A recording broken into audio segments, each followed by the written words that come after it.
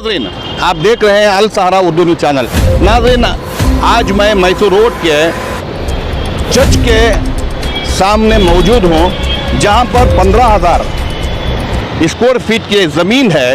इसमें Asim Pasha साबिक़ chairman KMDC का ये दावा है कि ये जो जायदाद है ये वक्फ बोर्ड की जायदाद है, बल्कि इससे पहले जो है यहाँ पर 3 लोगों के हाथों ये जगह फ़रोख्त हो चुकी है।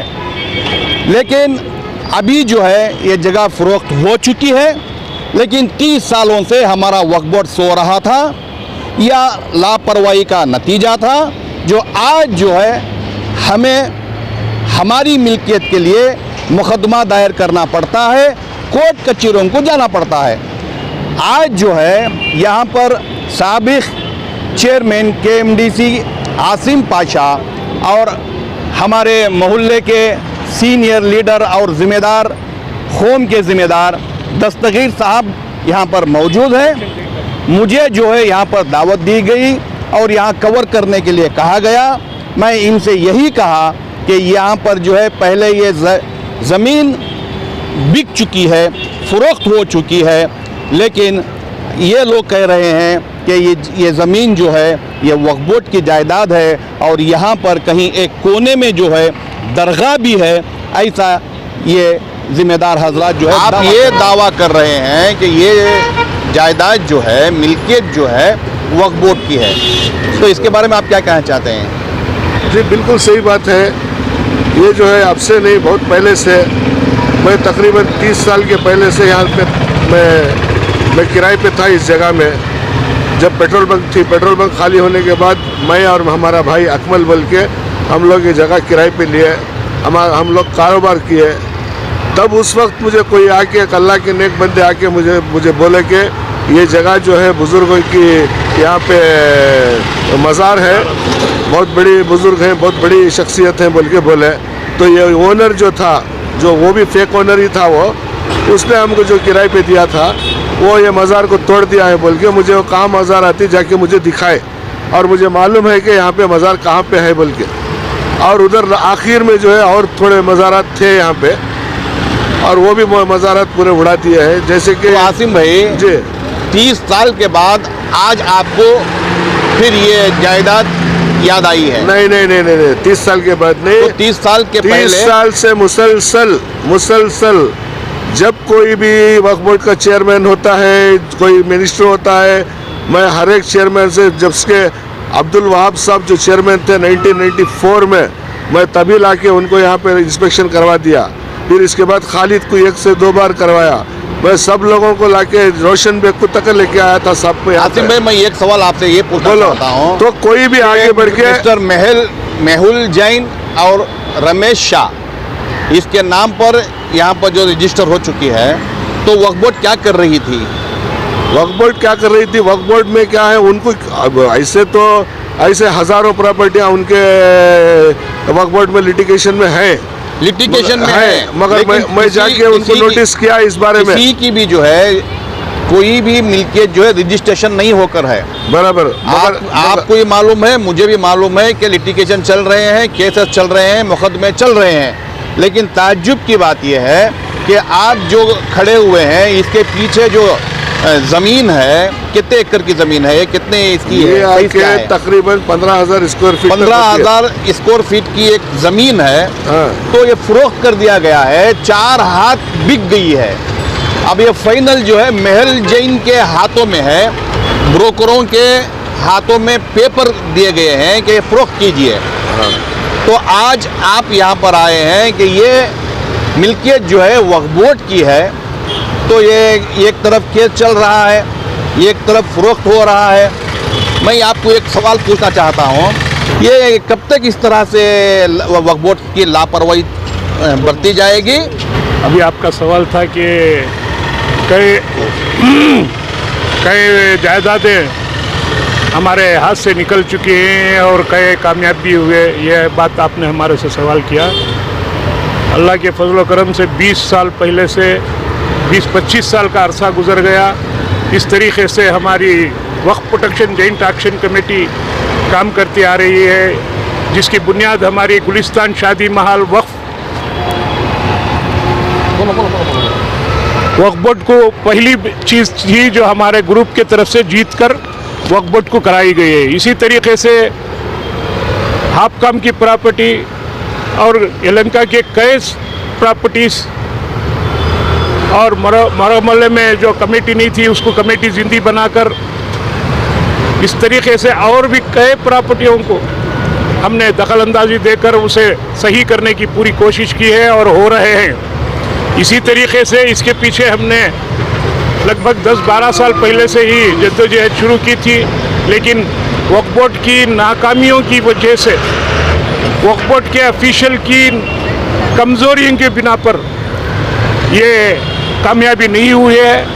आप बताएं कि फलाने आदमी ने ख़रीदा है, फलाने आदमी ने बेचा है, ये जितने भी क्यों ना करें कि वक्फ एक्ट के जरिए, हिंदुस्तान की वक्फ एक्ट जो बताती है उसके नाते से ये ज़मीन एक बुज़ुर्ग के नाम की है। ये गेज़िट में 1960 पर 4 में गेज़िट नंबर 179 में ये प्रॉपर्टी वक्फ की है। लेकिन आपका सवाल बड़ा बेहतरीन सवाल था कि ये क्यों इसके पीछे बराबर से मेहनत नहीं हो रही है, क्यों कामयाबी नहीं है। एक ना कामयाबी में देरी होने की वजह वक्फ बोर्ड के स्टाफ और वक्फ बोर्ड के जिम्मेदारों की है। उसके बाद दूसरे नंबर पर आवाम की भी आती है कि ये जगह हमारी कौम की है, इसके बचाने के लिए तहरीकें चलाएं।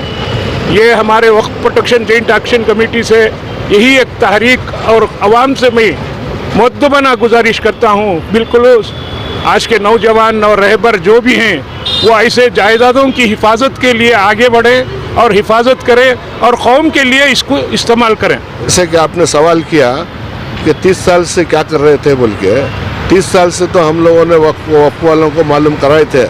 तो शुजाउद्दीन को मैंने साथ लेकर, जबकि शुजाउद्दीन ये बेंगलोर एडवाइजरी कमेटी के चेयरमैन थे, तो शुजाउद्दीन को बोलने से शुजाउद्दीन उस वक्त वो लोग जो है शुजाउद्दीन और हमारे साहब सब मिलकर कई प्रॉपर्टियों के खाते करवा रहे थे, कई प्रॉपर्टियों को वक्फ के अपने कब्जे में लेकर खाते करवा रहे थे।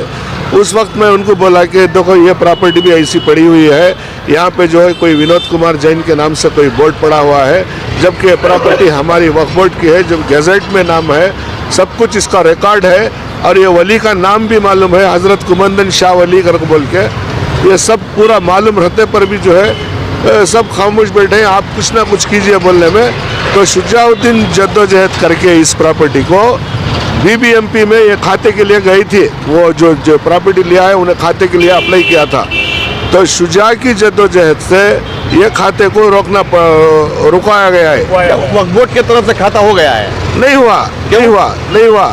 अब जब हमें नोटिस में दिए थे उनके, जब आप दावा कर रहे हैं कि ये मिल्कियत जो है वक्फ बोर्ड की है, हाँ, तो खाता बनाने में दुश्वारियां क्यों? अब क्योंकि एक लिटिगेशन आ गया, ये जबकि दूसरा भी ओनर है बल्कि इसमें आ गया ना, तो वो खाते के लिए अप्लाई कर दिया था कॉर्पोरेशन में।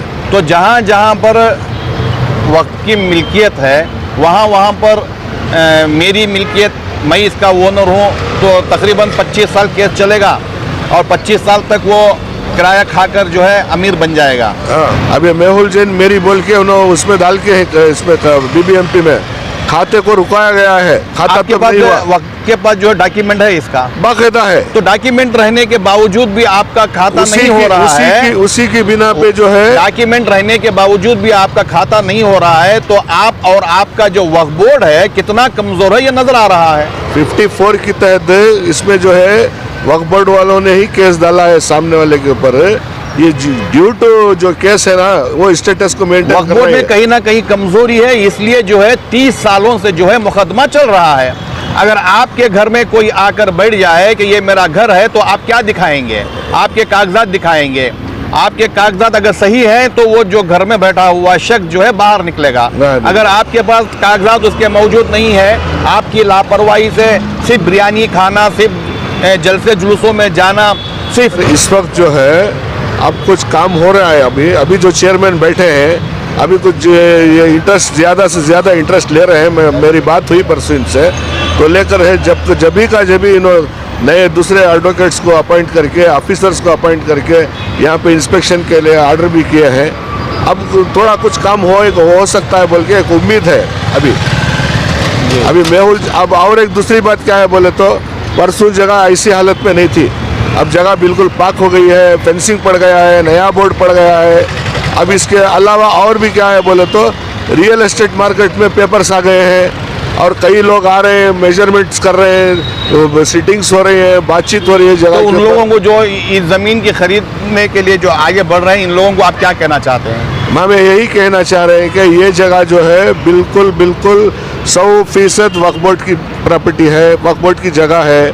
अगर आप जाके चेक करना तो वक्फ बोर्ड में जाके 179 के तहत registration number, gazette notification number में आप जाके चेक कर सकते हैं। इसी एड्रेस के ऊपर number 3031 Sultan road, Mysore road, brand square में ये जगह जो है हज़रत कुमंदन शाह वली का मकान बोल के दर्ज है। अब जो कोई भी, अब जैसे कि कोई प्रॉपर्टी खरीदने वाला रहता है, जाके ईसी को अप्लाई करता है, सब रजिस्टर ऑफिस में चेक करता है, वहाँ पे चेक करता है लेने से पहले। ये प्रॉपर्टी का भी जाके चेक कीजिए, आप लोग जाके देखिए कि इसके बारे में पूरा हाल हवाल आपको मिल जाएगा। जैसे ईसी अप्लाई करके लेते हैं, जैसे वैसे ही जाके वक्फ बोर्ड में हम दावा कर रहे हैं, हम बोल रहे हैं ना कि वक्फ बोर्ड में है बोल के, तो जाके देखो कौन भी एग्रीमेंट कर लेके पैसे फंसा के खुद भी फंस जाके इसमें फंसने की कोशिश ना करे। क्योंकि मुझे मालूम पड़ा है कि और कई लोग हमारे ही लोग आके मुझे बोले कि ऐसा जगह में जो बिजनेस आप कर रहे थे जगह पे, वो जगह फरोख्त के लिए आई है, आप कुछ इंटरेस्ट है क्या बोल के आके हम मुझे ही पूछे। तो जब से मुझे पूछने लगे कि मुझे तब से परेशानी शुरू हो गई। तो हमारे बहुत से लोग इसमें वर्किंग कर रहे हैं। ये मेहुल जैन जो है, ये वक्फ बोर्ड का नाम आने के बाद में ये परेशान होके ये फेंसिंग डाला है, अब ये जगह बेच देंगे बोल के ये हमारे ही लोगों को पकड़ के हमारी जगह हमारे ही लोगों के हाथ से फरोख्त करने की कोशिश में है। इसलिए जो है तमाम लोगों से परसों चेयरमैन भी अदबन गुजारिश किए हैं और हम लोग भी गुजारिश कर रहे हैं कि ये चीज़ में हाथ ना डालें। आपके जो सवाल थे उस सवाल के हिसाब से ये प्रॉपर्टी उसके हाथ कैसे गई, ये सरासर वक्फ बोर्ड की नादानी, नावकीफ़ी, यही नाकामी की बिना पर ये मसला हुआ है। मैं पहले भी बताया हूँ कि वक्फ बोर्ड को भरपूर इसके पीछे मेहनत करना है, क़ानूनी दायरे में रहकर काम करना है और उसी तरीक़े से कौम के नौजवान, कौम के हमदर्द, कौम के दायरे में जो भी आते हैं उन लोगों से भी मेरी दोबारा गुजारिश है कि वो आगे बढ़े। इसी तरीके से कई 100 प्रॉपर्टियाँ बेंगलुरु के अंदर ही हैं, उनके लिए मेहनत करके कामयाब करें।